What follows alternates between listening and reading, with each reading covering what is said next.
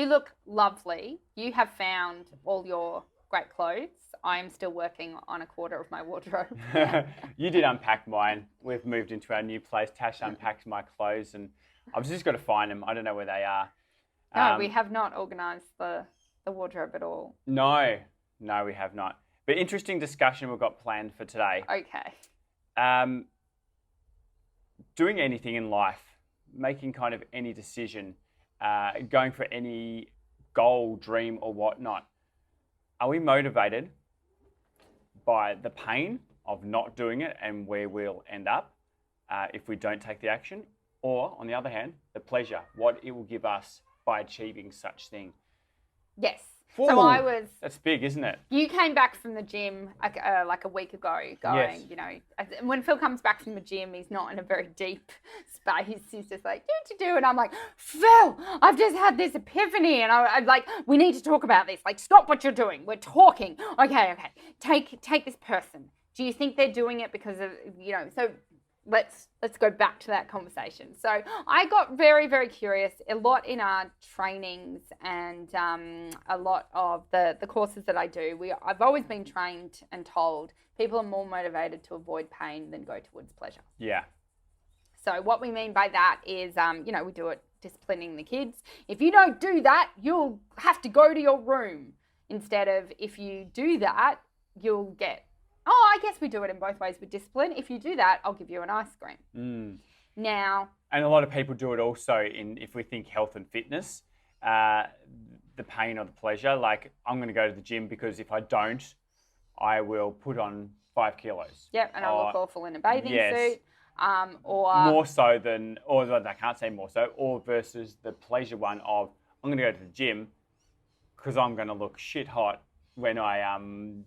go down to the beach, for an example. And that's where I was going with the. I was thinking about health and fitness, and I was saying, well, most people are definitely... I don't feel many people go through the rigors of healthy lifestyle, which is saying no to chocolate and sweets and saying yes to a lot of chicken and broccoli and saying yes to a lot of workouts, because that's pain in itself. So then I went, okay, so... face value, people are more motivated to avoid pain than towards pleasure.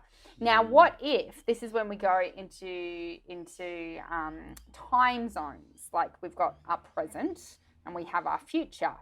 So if there's pain in the present for pleasure in the future, is that okay? Or do we want pleasure in the future, pleasure in the present, and we're going to have pain in the future, which is that health and fitness. So if I go to the gym right now, I will experience pain right now, but I should have pleasure in a year. Mm-hmm. Whereas if I eat the Tim Tam now and don't go to the gym, I will experience pleasure right now, but pain in a year from now because I weigh 10 kilos more and I don't fit into my bathing suit. Yes? Mm-hmm. Yes. So I was like, this is why most people make the decisions. So I said more people are actually motivated towards pleasure because they keep choosing the pleasurable activity now. Like, it's not just... Yeah, and that's where I disagree with Tash. And not disagree, it's when you're saying they'll choose to eat a particular food, I don't think they're thinking of the pain in the future at that time. They're just thinking about... that was the next step we got to. They're thinking about what makes me feel good right now.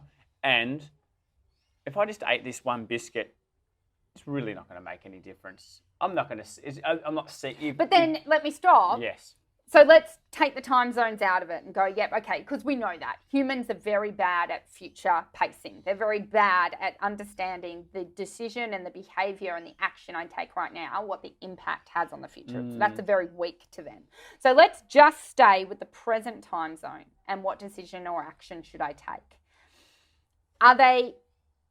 Is not eating the Tim Tam painful? Are they trying to escape the pain of not being able to eat it, or are they seeking the pleasure of eating it? Different for different people. Yeah, and I think that's a huge differentiator. Because for me, I was always avoiding the pain of not, it was very painful to have to say no. Missing out was your I big didn't thing. actually enjoy the pleasure of it. It actually wasn't that pleasurable. So you kind of, so talking food, you kind of ate it going, I'm not enjoying this, but if I didn't eat it, I feel more pain in missing out. I'm not saying I didn't enjoy it, but it wasn't, oh my God, that was the best thing in the world. Like, especially when you're on your 10th Tim Tam. There's no pleasure in it anymore. But the pain of saying you can't have the Tim Tam and having to say, I don't eat that Tim Tam was very painful. So I wanted to avoid that pain. So then I went, okay, are we more motivated to avoid pain than towards the pleasure? Yeah. And it is interesting to think about, isn't it? Yeah, because we went to a Tony Robbins event many years ago, firewalking one. I can't think of what it was, a breakthrough to something. They're always breakthrough. You break through everywhere. And yeah, he did a particular exercise. I think there's 5,000 or 8,000 people in the crowd, and he was doing future pacing exercises. Bringing the pain which forward. was a very, and so he was particularly focusing on the pain. If you don't make this decision to do what you want now, what would it be like in a week? And then you'd think about it, you picture it. What would it be like in a year? And then people, they'd start making a little bit more noise. Now, what would it be like in 5 years, 10 years, 20 years? And you've got people wailing. People are crying away Screaming. because, if you can say, we're obviously, an eating one is a very good example because everyone seems to grasp that one, and that's why we use that one. So if someone's eating poorly now, and you're putting on maybe only a couple of kilos every single year. So even 1 kilo. Yeah, I was going to say 2 or 3 kilos because that's probably more realistic. So it's like 3 kilos a year.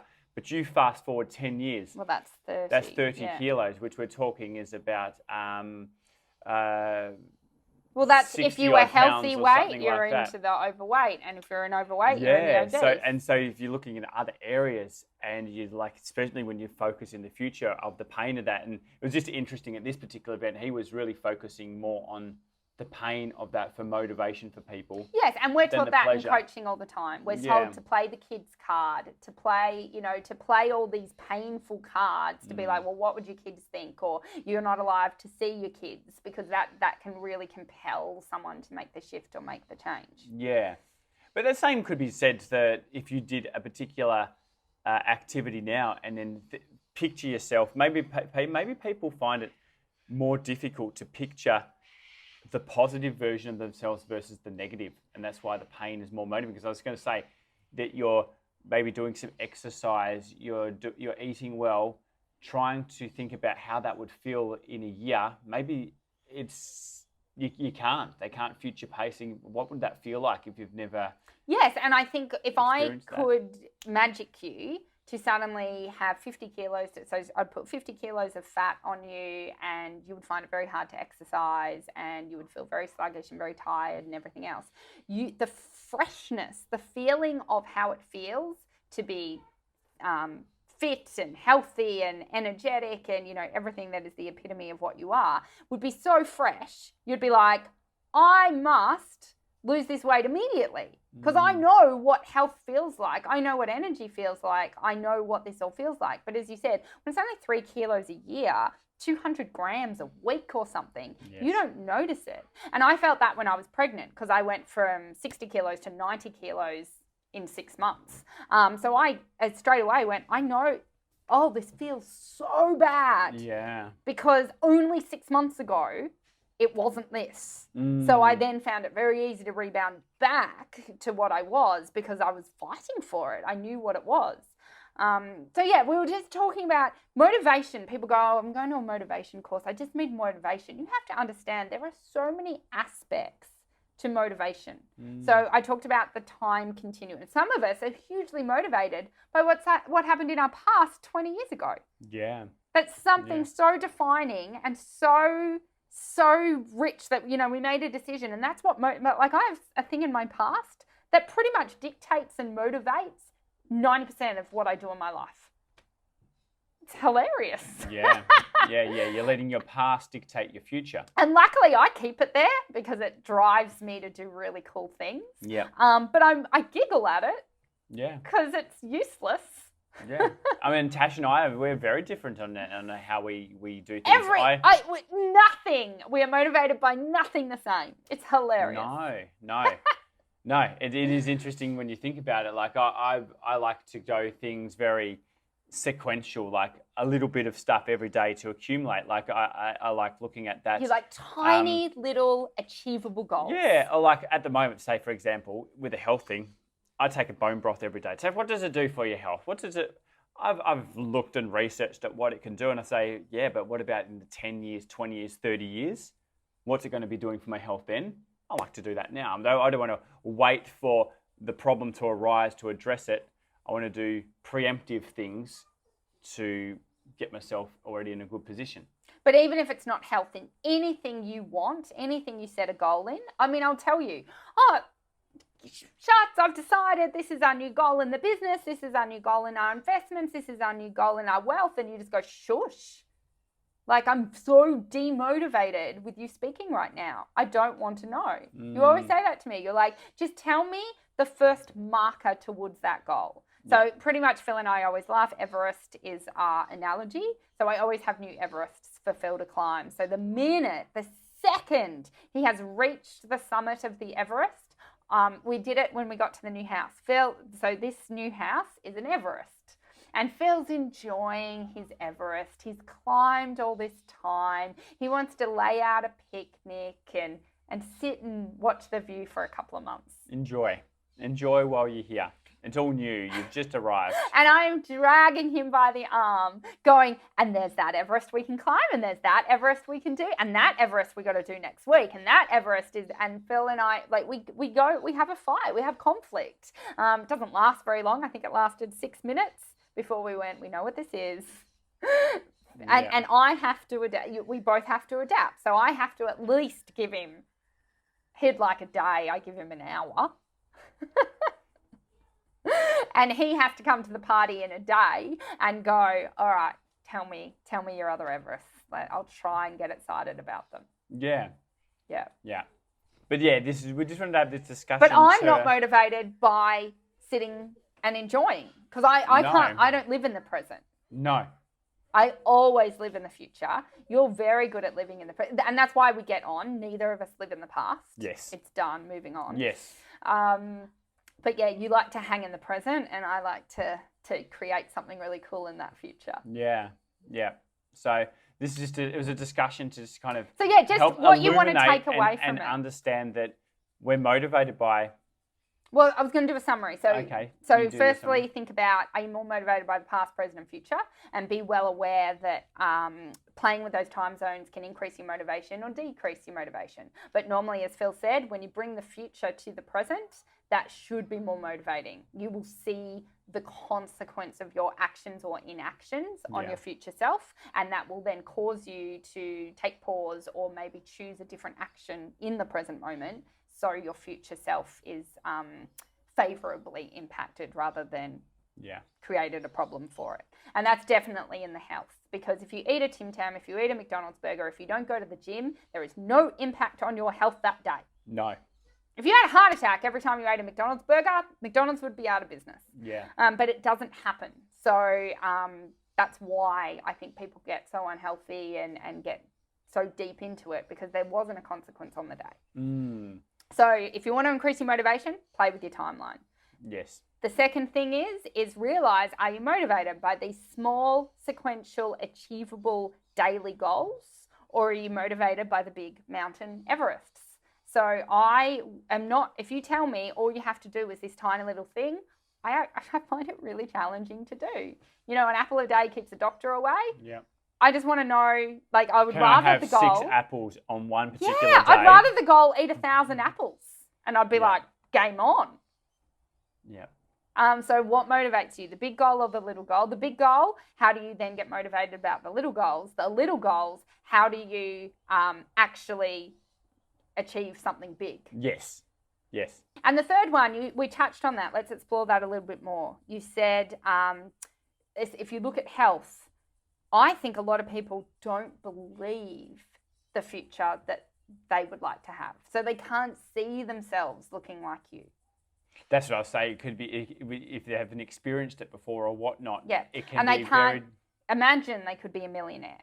Yeah.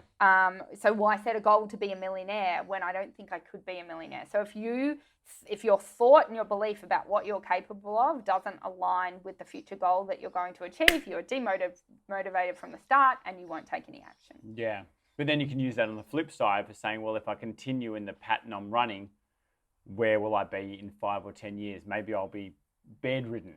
Maybe I will be living out of my car, flat broke. Yeah. So that can then be the motivation to go, okay, let's step up our game. And I think you need to realise, and people don't teach this in schools, and if you take one thing away from this episode, it would be this: it is impossible to stay the same. Yeah. So your health, you can't just go, oh, I'm not going to go to the gym and I'm not going to change my eating, so I'll just stay at this health level I'm at now. No, it will decline. You are a tree or a fruit, like a bush. You can only be green and growing. So you can either be on a trajectory that is improving or a ripe and rotting, or a trajectory that is going down. And when you think about health, your aging process is ripe and rotting. Yeah, So which that means as you're getting older, to take you actually action. have to get more and more things More there and more action to- to counteract. to kind of keep where you've Yeah, so thought if you were want to staying stay the same, you don't stay the same by staying the same. You stay the same by doing more. because what is it? The entropy? Mm. Is that the law?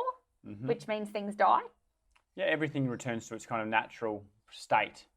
So Well, I guess a living thing, the natural state is there's a curve. Like something is born, every Yeah. living thing's born, gets to its pinnacle, and then starts declining. And we Yeah. are obviously, we've leveled up to level 40. yes, You're about to hit level 41 soon. still a little bit of go, Tash. Um, Enjoying number 40. And so we might be at this peak. So now it's really important we take action to stay this peak as long as possible rather than declining. So if you think, and that's financially as well. So we've talked about health, yes. financially. Oh, well, I make X amount of money and I'll just keep making this X amount of money.